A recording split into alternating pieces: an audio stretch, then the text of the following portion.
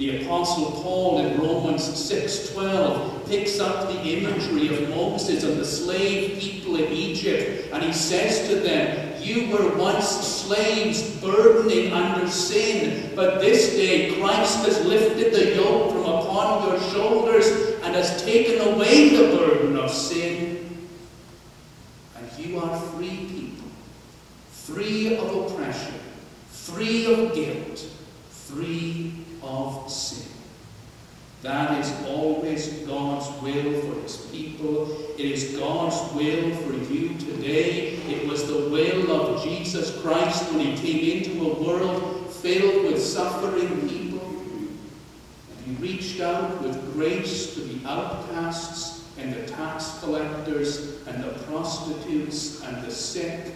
And he said to them, "The Pharisees have placed a heavy burden on your backs, and they will not even lift a finger to help you carry it. But I have come for the forgiveness of sins, that the yoke of guilt be lifted from you, and you live with freedom."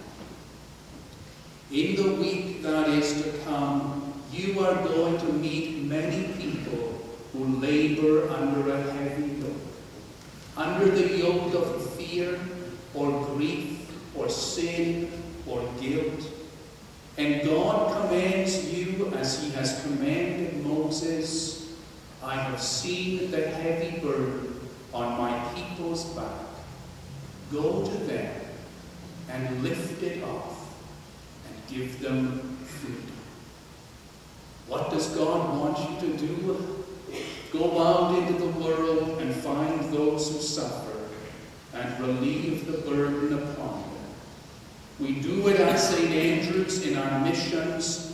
You can do it in your daily life. You have learned God's will. Go and do it.